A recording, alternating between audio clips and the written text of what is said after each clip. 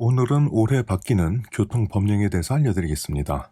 4월 17일부터 시행되는 도시부 속도 하향 안전속도 5030인데요. 보행 통행이 많은 도시부에 있는 도로의 제한 속도가 일반 도로는 시속 50km, 주택가 등 이면 도로는 시속 30km로 제한되는 내용입니다. 주의하셔야 할 부분은요, 운전하시면서 각 도로 구간별로 설치된 최고 속도 제한 교통 안전 표지를 따르셔야 하고요. 별도의 속도 표지가 없는 경우에는 무조건 50km 이내로 주행하셔야 한다는 것입니다. 마찬가지로 이면 도로는 속도 표지가 없는 경우에 무조건 30km 이내로 주행하셔야 합니다. 다만 지방청장이 소통상 필요하다고 인정하는 구간은요, 시속 60km 이내로 조정은 가능하다고 합니다. 그럼 도시부 도로는 어떤 곳을 말하는지 궁금하실 텐데요. 도시부 도로란 행정구역상 도시에 속한 주거, 상업, 공업지역 등 모든 도로를 의미합니다. 도시부 도로의 반대는 농촌부 도로이고요. 농촌부 도로는 도시지역 이외에 속한 모든 도로를 의미합니다. 이면 도로는요, 중앙선이 없고 보도와 차도가 명확히 구분되지 않은 좁은 도로를 의미하고요. 주로 주택가 골목길, 상가 구역과 연결된 작은 도로와 같은 폭 9m 이내의 도로를 의미합니다.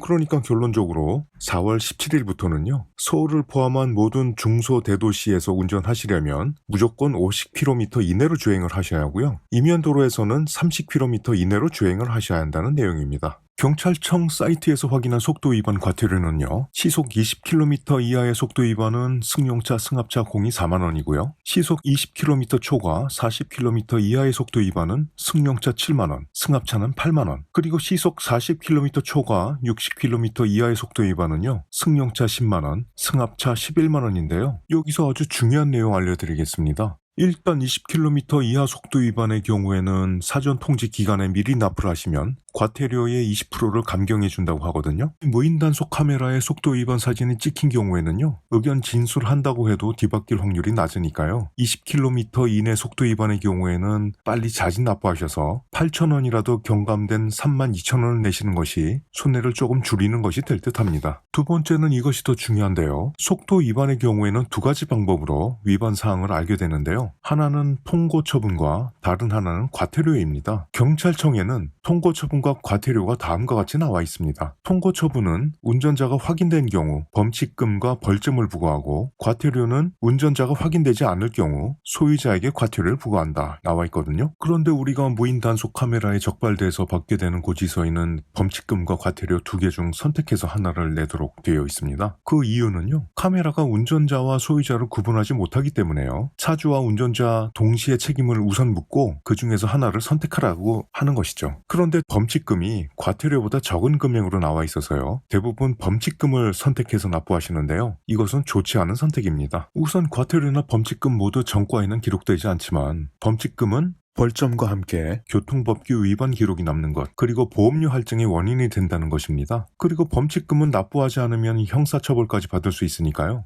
이런 경우에 고민하지 마시고 과태료를 선택해서 납부하시면 되겠습니다.